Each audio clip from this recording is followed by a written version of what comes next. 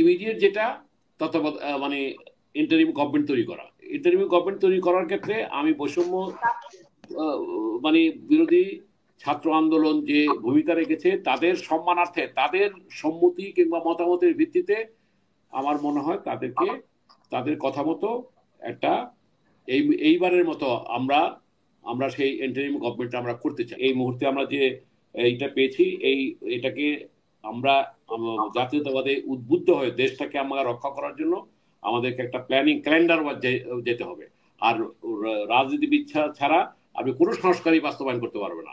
সেই সংস্কারের রূপরেখাটা আপনি 3টা ফেজে করে 2 বছরের মধ্যে দিয়ে দেন, বাকি কাজটা করবে পলিটিশিয়ানরা। 111 এত পপুলারিটি নিয়ে আসছে, পরে 2 নেত্রী দেখি জেলখানা একসাথে ভাত খায়, একসাথে তারা ওই করছে, তারা একসাথে কথা বলে। তো ওই শেষ হলো এরশাদের সরাইও 3 জনের রূপরেখা বাস্তবায়িত হয় নাই, 111ও 2 নেত্রীকে জেল করে বাস্তবায়িত হয় নাই। সুতরাং সেইগুলি মাথায় রাখতে হবে যে আজকে কোটা সংস্কার থেকে যে রাষ্ট্র সংস্কারের কথাটা সারোয়ার বললো, আমি সম্পূর্ণভাবে একমত। কারণ যেই পরিবর্তনটা হয়েছে অনেক রক্তের বিনিময়ে আমরা যে অর্জনটা করেছি এটা করতে হবে। এখানে একটি কথা বলা দরকার, 90-এর পরিবর্তনে কিন্তু আমরা আন্দোলন বলি যাই বলি তার মূল্যে ছিল কিন্তু সেটা অর্জন হইতো না যদি 90-এর আন্দোলনের সেনাবাহিনী যদি নুরুদ্দিন সাহেব সেদিন যদি এরশাদ সাহেবকে বলতেন যে sir sorry solve it politically. 96-এর আন্দোলনে যে তত্ত্বাবধায়ক সরকার ইস্যুর আন্দোলন হয়েছিল সেখানে কিন্তু কি জনতার মঞ্চ আমরা যদি না উঠতো, অর্থাৎ সামাজিক শক্তির যে কোনো একটা সাপোর্ট লাগে। আজকে এই আন্দোলনটাও হয়তো নিশ্চয়ই বিজয় অর্জন করতো, কিন্তু আজকে এই সেনাবাহিনীর কতিপয় যেটা আমাদের ভাই বলার চেষ্টা করছেন কর্নেল মুস্তাফিজ ভাই, যে এখানে বিতর্কিত ব্যক্তি থাকতে পারে, কিন্তু এটা সত্যি কথা, সেনাবাহিনী তার কাছ থেকে, হাসিনার কাছ থেকে যখন বললো যে সরি আপনি আমার কথা আমাদের কথা শোনেন, নাহলে আমরা আর্মি উইথড্র করবো, অর্থাৎ ইনডাইরেক্টলি আর্মি সরে যাওয়ার কারণে কিন্তু এইটা হয়েছে। আবার এটাও ঠিক 111-এ বললেন যে ভালো ভালো লোকেরা ছিল, সিনাবাই যে বললেন 111-এ কিন্তু প্রচন্ড একটা ঝাঁকুনি ছিল রাজনীতিতে, ঝাঁকুনি দিয়ে আসছিল, প্রচন্ড একটা আবেদন ছিল, জনপ্রিয়তা ছিল, কিন্তু 111 কিন্তু টিকতে পারে না। কেন 111 টিকতে পারে না? এই কারণে, কারণ সেখানকার তখনকার কতিপয় সেনা কর্মকর্তা তাদেরও কিন্তু দেখা গেল যে এখানে রাস্তাঘাটে গাটি টাকা কিংবা গাড়ি ফেলা রাখতো রাস্তায়, আমরা দেখলাম তখন তদানীন্তন সেনা কর্মকর্তাদের দুর্নীতির কারণে। যাই হোক, এগুলি অনেক কত ইয়েতে আসবে। আমার এখনকার কনক্লুডিং রিমার্ক যেটা, এটা আমি রেফারেন্সটা টানলাম আমাদের বোঝার জন্য।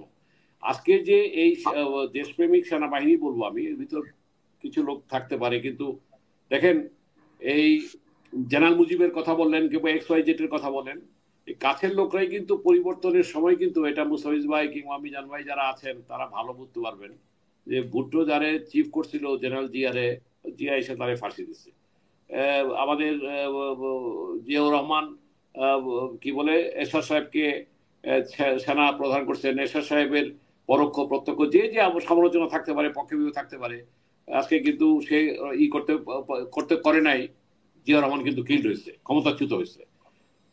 অর্থাৎ আমি যেটা বলতে চাই যে এই সেনাবাহিনীকে দিয়ে আমাদেরকে একটা ক্লিয়ার একটা আমি আপনাকে একটা অনুরোধ করবো, বিশেষ অনুরোধ করবো, যে এটা যেহেতু সময় আমাদের আজকে অনেকক্ষণ শেষ হয়ে গেছে, এই রাষ্ট্র সংস্কার নিয়ে যেটা সিনাবাই বললেন কিংবা আমাদের সারোয়ার যেটা বললেন, এটার উপর একটা আলাদা কিছু আপনি প্যানেল তৈরি করে একটা আলাদা এজেন্ডা দেন, সেখানে যার যার প্রস্তাব নিয়ে আসবে। আমার বক্তব্যটা হলো 2 বছরের জন্য, কারণ এটা বেশি লং টার্মে যাওয়া যাবে না, 2 বছরের জন্য আশুমেয়াদী, মধ্যমেয়াদী, দীর্ঘমেয়াদী। অর্থাৎ আশুমেয়াদী বললাম কেন, ইমিডিয়েট ছাত্র হত্যার বিচার করতে হবে। তারপর ধরেন এই যে আজকে রাষ্ট্রপতি যে ভাষণটা দিচ্ছে, অলরেডি যেটা খালেদা জিয়াকে মুক্তি দেওয়ার কথা বলছে, এটা হয়ে যাবে। সকল বন্দী যারা ছিল এদেরকে মুক্তির কথা বলছে, স্কুল কলেজ মাদ্রাসা খুলে দেওয়ার কথা বলছে, এই জাতীয় আজকে যেটা রাষ্ট্রপতি বলছে এগুলি তো এক্সিকিউশন হবে। সুতরাং ইমিডিয়েট যেটা মানে ইন্টারিম গভর্নমেন্ট তৈরি করা।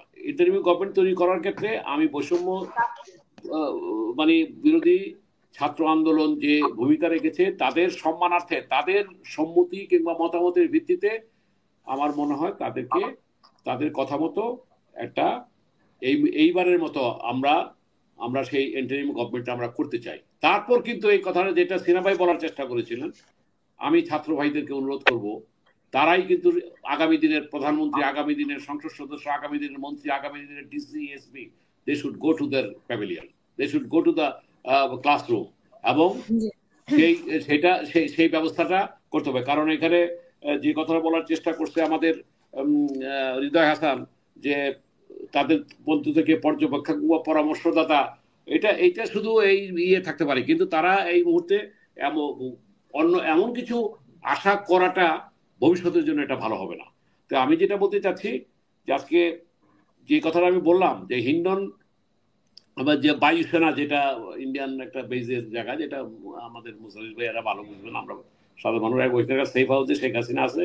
এখন অজিত দোভালের সাথে সেখানে কথা বলার পর অজিত দোভাল এসে আবার মোদির সাথে কথা বলছে, মোদি আবার বিরোধী যে নেতা রাহুল গান্ধীর সাথে কথা বলছে।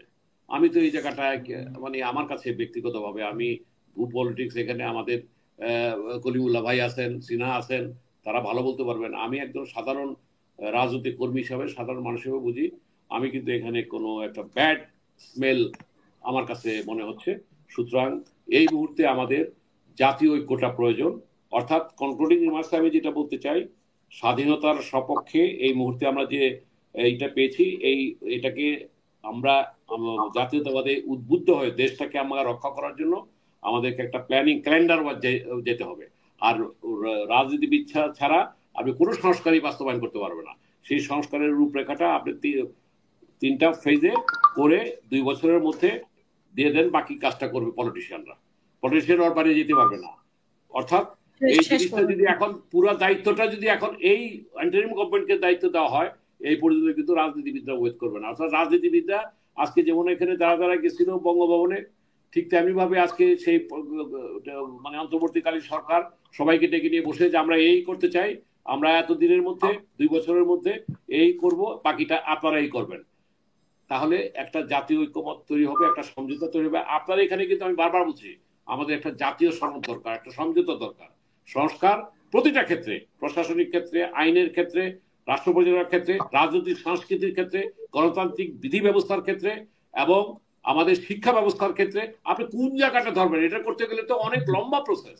তো সুতরাং আমার মনে হয় যে আজকে আমাদের উচিত যে এই জিনিসটাকে আমরা মাথায় রেখে মানে এই 2 বছরের মধ্যে যেটা যেটা করণীয় সম্ভব, কিংবা এই 2 বছরের মধ্যে আসামেয়াদী, মধ্যমেয়াদী, দীর্ঘমেয়াদী, মানে প্রথম 6 মাস এই, তারপরে 6 মাস এই, তারপরে 6 মাস, অর্থাৎ নির্বাচন করতে হবে।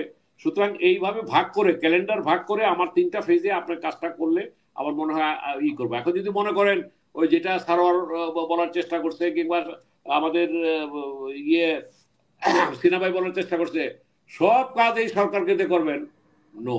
আমি ব্যক্তিগতভাবে একজন রাজনৈতিক কর্মী হিসাবে আমি যেটা মনে করি, যেটা সিনা বলে গেছে, এটা কিন্তু পলিটিশিয়ানরা পরে দেখবেন যে ওই 111 এত পপুলারিটি নিয়ে আসছে, পরে 2 নেত্রী দেখি জেলখানায় একসাথে ভাত খায়, একসাথে তারা ওই করছে, তারা একসাথেই কথা বলে।